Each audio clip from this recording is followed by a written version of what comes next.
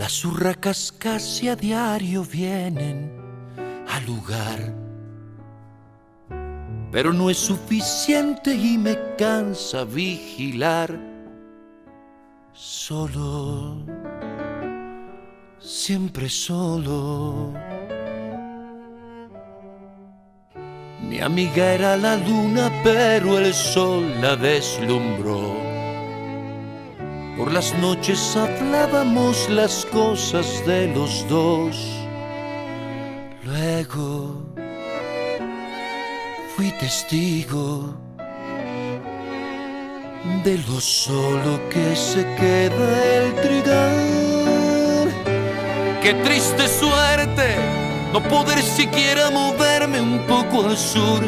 Hasta la luna se quedó dormida y la lluvia por el tejado rodó. Y yo sin nada por hacer, eso me pasa por ser un espantapájaros, siempre solo.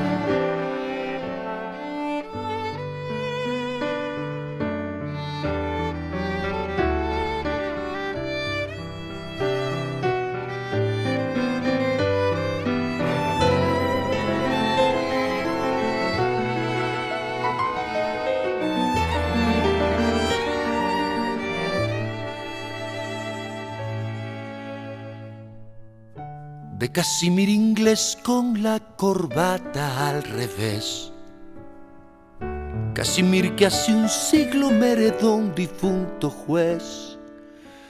Y mi corbata es banquete de ratas.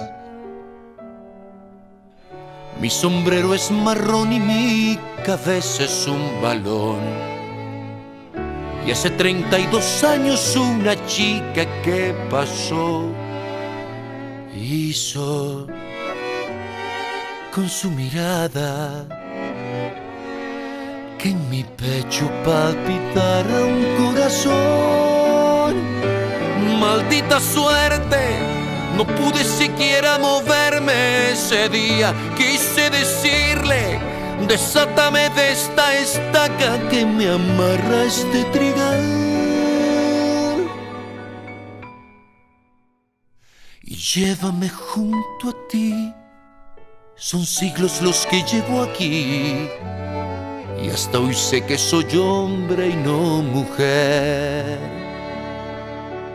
Pero nada es lo que pude hacer, eso me pasa por ser un espantapájaros, siempre solo, siempre solo.